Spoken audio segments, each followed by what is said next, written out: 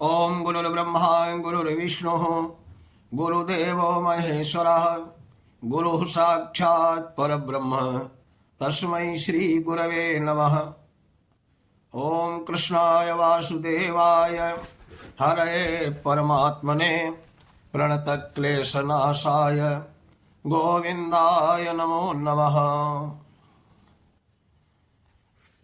प्रथम और दूसरे प्रकरण में गुरु ने सांकेतिक भाषा में समझाने का प्रयास किया कि जो कुछ भी दिखाई दे रहा है, जो इंद्रियां कर्म करती हैं, जो कुछ भी कर्म करने वाले हैं, चाहे वो भले देवता हो मनुष्य हो, सुनने की शक्ति जो है जिससे प्राप्त होती है वो ब्रह्म है। जो कुछ भी ताकत है वो ब्रह्म है। अब केनोपनिषद के तीसरे प्रकरण में तृतीय खंड में जीवात्मा मन प्राण इंद्रिय आदि उनके देवता उसी से अनुप्राणित प्रेरित शक्तिमान होकर कार्यक्षम होते हैं, ऐसा पूर्व में बताया गया है। अब तीसरे प्रकरण में दृष्टांत में समझाया जाएगा कि विश्व में जो कोई भी प्राणी या पदार्थ शक्तिमान सुंदर प्रिय प्रतीत होता है, उनके जीवन में जो सफलता दिखती है उस पर ब्रह्म परमेश्वर की एक अंश की महिमा है। इन पर कोई अभिमान करता है तो उसकी मूर्खता है, वो बड़ी भूल करता है इस बात की। ब्रह्म देवेभ्यो विजिग्वे तस्य ब्रह्मणो विजय देवाः अहमी दयंत अमहि यंत न येक्षन् तास्माकमेवायम विजोस्माकमेवायम महिमेति। कहते हैं कि परब्रह्म पुरुषोत्तम ने देवों पर कृपा करके उन्हें शक्ति प्रदान की, जिससे उन्होंने असुरों पर विजय प्राप्त कर ली। इस विजय वस्तुतः भगवान की महिमा का ही एक अंश थी। ये विजय भगवान की ही थी, देवता तो मात्र निमित्त मात्र थे। परंतु ईश्वर देवताओं का ध्यान गया ही नहीं, और वे भगवान की कृपा की ओर लक्ष्य न करके भगवान की महिमा को अपनी महिमा समझ बैठे। अभिमान वसे मानने लगे कि हम बड़े भारी शक्तिशाली हैं, हमने ही अपने बल पौरुष से असुरों को पराजित किया है। तद्वयसाम विजज्ञो देव्यो प्रादुर्बभूव तत्र विजानन्त किमिदं यक्षमिति। देवताओं के मिथ्याभिमान को करुणा वरुणालय भगवान समझ गए। भक्त कल्याणकारी भगवान ने सोचा कि यह अभिमान बना रहा तो इनका पतन हो जाएगा। भक्त सुहृद भगवान भक्तों का पतन कैसे सहन कर सकते हैं। अतः देवताओं पर कृपा करके उनका दर्प अहंकार चूर्ण करने के लिए वे उनके सामने एक दिव्य साकार यक्ष के रूप में प्रकट हो गए। देवता आश्चर्यचकित होकर अत्यंत अद्भुत विशाल एक रूप को देखने और विचार करने लगे कि यह दिव्य यक्ष कौन है, पर मैं उसको पहचान न सके। तैग्निमब्रुवन् जातवेद एतद् विजानीहि किमिदं यक्षमिति तथेति। देवता उस अति विचित्र महाकाय दिव्य यक्ष को देखकर मन ही मन सहम से गए। उनका परिचय जानने के लिए व्यग्र हो उठे। अग्नि देवता परम तेजस्वी हैं, वेदार्थ के ज्ञाता हैं, समस्त जात पदार्थों को देखते हैं, सर्वज्ञ से हैं। इसी से उनका गौरवयुक्त नाम है जातवेदा। अग्नि का नाम है एक जातवेदा। देवताओं ने इस कार्य के लिए अग्नि को ही उपयुक्त समझा। उन्होंने कहा कि हे जातवेदा, आप जाकर इस यक्ष का पूरा पता लगाइए, ये है कौन। अग्नि देवता को अपनी बुद्धि पर शक्ति पर अत्यंत गर्व था। उन्होंने कहा अच्छी बात है, अभी पता लगाता हूं। तदभ्यद्रवत तमभ्यद्वदत सोऽसीत्यग्निर्वा अहमस्मीत्यब्रवीत् जातवेदा वा अहमस्मीति। अग्नि देवता ने सोचा कि इसमें कौन सी बड़ी बात है, इसीलिए वे तुरंत यक्ष के समीप गए। उन्हें समीप खड़ा देखकर यक्ष ने पूछा, आप कौन हैं? अग्नि ने सोचा कि मेरे तेज पुंज स्वरूप को सभी पहचानते हैं, इसने कैसे नहीं जाना।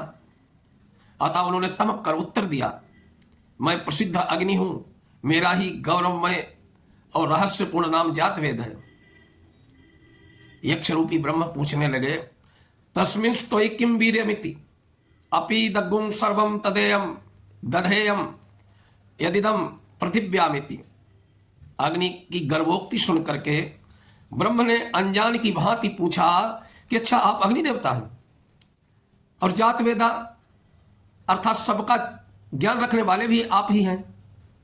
अरे अच्छी बात है, पर आप यह तो बतलाइए कि आप में क्या शक्ति है, आप क्या कर सकते हैं। इस पर अग्नि ने तुरंत गर्व के साथ उत्तर दिया कि मैं क्या कर सकता हूं, इसे आप जानना चाहते हैं। अरे मैं चाहूं तो इस सारे भूमंडल को जो कुछ भी देखने में आ रहा है सबको जलाकर अभी राख का ढेर कर दूं। तस्मै तृणम निवेदा निर्धा वेत तद्देह तद्दहेति तदुप्रेयाय सर्वजवेन तत्र ससाक दग्धुम सतएव निबभ्रते नैतदशकम विज्ञातुम तदेतत् यक्षमिति। अग्निदेवता का पुनः गर्भोक्ति सुन करके सबको शक्ति देने वाले यक्ष रूपी पर ब्रह्म परमेश्वर ने उनके आय के एक सूखा तिनका डालकर कहा, आप तो सभी को जला सकते हैं, तनिक सा बल लगाकर इस सूखे तृण को जला दीजिए। अग्नि देवता ने मानो उसे अपना अपमान समझा। वे स्वयं सहज ही उस तृण के पास पहुंचे, उसे जलाना चाहा। जब नहीं जला पाए तो उन्होंने उसे जलाने के लिए पूरी ताकत लगा दी, पर उसको तनिक सी भी आंच नहीं लगी। आंच लगती भी तो कैसे, अग्नि में जो अग्नित्व है, दाहिका शक्ति जो है, वो तो शक्ति के भूमंडलाकार परमात्मा से ही मिली हुई है। वे यदि उस स्रोत पर रोक दें तो फिर शक्ति कहां से आएगी। अग्निदेव इस बात को न समझकर ढींग हाँक रहे थे, पर जब उन्हें ब्रह्म ने अपनी शक्ति को रोक लिया, सूखा तिनका भी नहीं जल सका। तब तो उनका सिर लज्जा से झुक गया। वे हतप्रभ होकर चुपचाप देवताओं के पास लौट आए। बोले, मैं तो भली भांति नहीं जान सकता ये यक्ष कौन है। अथ वायु मब्रुवन वायमेतद बिजानीहि किमेतद यक्षमिति तथेति। जब अग्निदेव असफल होकर लौट आए तब देवताओं ने इस कार्य के लिए अप्रतिम शक्ति वायुदेव को चुना। उनसे कहा, वायुदेव आप जाकर इस यक्ष का पूरा पता लगाइए, यह कौन है। वायुदेव को भी अपनी बुद्धि पर बड़ा गर्व था। उन्होंने भी कहा, अच्छी बात है, अभी पता लगाता हूं। तदभ्यद्रवत तमभ्यवदत कोशीति वायुर्वा अहमस्मी सत्य ब्रवीण मातरिस्वावा अहमस्मीति। वायुदेव ने सोचा, अग्नि कहीं तुम भूल कर गए होंगे, नहीं तो यक्ष का परिचय जानना कौन सी बड़ी बात है। अस्तु, इस सफलता का श्रेय मुझे को मिलेगा। इस सोचकर तुरंत यक्ष के समीप पहुंचे। उन्हें उसके समीप खड़ा, अपने समीप खड़ा देखकर यक्ष ने पूछा, आप कौन हैं। वायु ने भी अपने गुण गौरव के से तमक कर उत्तर दिया कि मैं प्रसिद्ध वायु हूं, मेरा ही गौरवमय और रहस्यपूर्ण नाम मातरिस्वा है।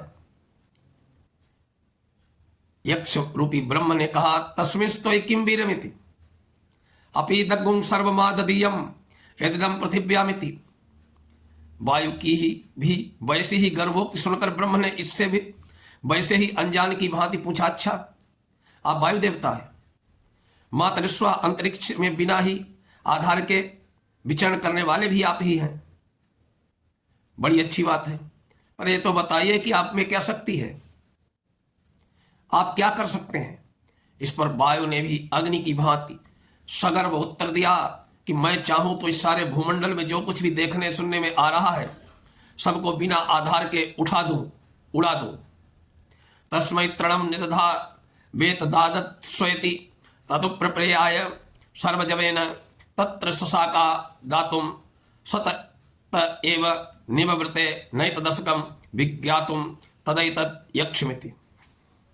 वायु देवता की भी पुनः वैसी ही गर्व बातें सुन करके सत्ता शक्ति देने वाले पर ब्रह्म परमेश्वर ने उसके आगे भी एक सूखा तिनका डालकर कहा, आप तो सभी को उड़ा सकते हैं, तनिक सा बल लगाकर इस सूखे तिनके को उड़ाकर दिखिए दीजिए। वायु देवता ने मानो इसे अपना अपमान समझा, वे सहज ही उस तृण के पास पहुंचे, उसे उड़ाना चाहा। जब वो नहीं उड़ा तब उन्होंने अपनी पूरी ताकत शक्ति लगा दी, परंतु शक्तिमान परमात्मा के द्वारा शक्ति लोक लिए जाने के कारण वे उसे तनिक सा हिला भी न सके। अग्नि की ही भांति हत प्रतिज्ञ हतप्रभ होकर लज्जा से सिर झुकाए वहां से लौट आए एवं देवताओं से बोले, मैंने तो भली भांति नहीं जान सका हूं कि ये यक्ष है कौन। अथेन्द्रमब्रुवन भगवन ने तत् बीजानी ही किमे तत् यक्षमिति तथेति तदब्रवत तस्मात् तिरोदधे। जब अग्नि और वायु सरीखे अप्रतिम शक्ति और बुद्धि संपन्न देवता असफल होकर लौट आए, उन्होंने कोई कारण भी नहीं बताया। तब देवताओं ने विचार किया कि स्वयं राज इंद्र को इस कार्य के लिए चुना और उन्होंने कहा, हे महाराज बलशाली देवराज, अब आप ही जाकर पूरा पता लगाइए कि ये यक्ष है कौन। आपके सिवा अन्य किसी के इस काम में सफल होने की कोई संभावना नहीं है। इंद्र ने कहा, बहुत अच्छा, और तुरंत यक्ष के पास गए। उनके वहां पहुंचते ही उनके सामने से अंतर्धान यक्ष हो गया। इंद्र में इस देवताओं के प्रति अधिक अभिमान था, इसलिए ब्रह्म ने उनको वार्तालाप का अवसर ही नहीं दिया, परंतु इस एक दोष के अतिरिक्त अन्य सब प्रकार से इंद्र अधिकारी थे, अतः उन्हें ब्रह्म तत्व का ज्ञान कराना आवश्यक समझकर इसी की व्यवस्था के लिए प्रभु स्वयं अंतर्ध्यान हो गए। तस्मिन्ने का वासे स्त्रियमाजगाम बहुशोभा माना मुमा गुंग हैमवती तागुंग होवाच किमे तत् यक्षमिति। यक्ष के अंतर्ध्यान हो जाने पर इंद्र वहीं खड़े रहे, अग्नि वायु की भांति वहां से वापस लौटे नहीं। इतने में ही उन्हें देखा कि वहां जहां पर दिव्य यक्ष था, ठीक उसी जगह अत्यंत शोभामयी हिमाचल कुमारी उमा देवी प्रकट हो गईं। उन्हें देखकर इंद्र उनके पास गए। इस पर इंद्र पर कृपा करके करुणामय पर ब्रह्म पुरुषोत्तम ने ही उमा रूपा साक्षात ब्रह्म विद्या को प्रकट किया था। इंद्र ने भक्ति पूर्वक उनसे कहा, भगवती, आप सब शक्ति शिरोमणि ईश्वर श्री शंकर की स्वरूपा शक्ति हैं, अतः आपको अवश्य ही सब बातों का पता है। कृपा पूर्वक मुझे बताइए कि ये दिव्य यक्ष जो दर्शन देकर तुरंत ही छिप गया वस्तुतः है कौन, किस हेतु से यहां प्रकट हुआ। इस प्रकार केनोपनिषद का ये तीसरा खंड संपूर्ण हुआ। इसमें ब्रह्म ने देवताओं का अहंकार तोड़ा है, क्योंकि देवताओं को अहंकार हो गया था कि सारी शक्ति मैं ही, जो कुछ जीत विजय होती है अच्छा करता हूं, सब मैं करता हूं, जबकि वस्तुतः देवताओं की विजय ब्रह्म का एक अंशभूत है, वो विजय ब्रह्म की है। देवताओं का अहंकार खत्म करने के लिए भगवान ने यक्ष रूप धारण किया। इस तृतीय खंड में, अगले चतुर्थ खंड में फिर विवेचन होगा केनोपनिषद का। ओम जय श्री हरि।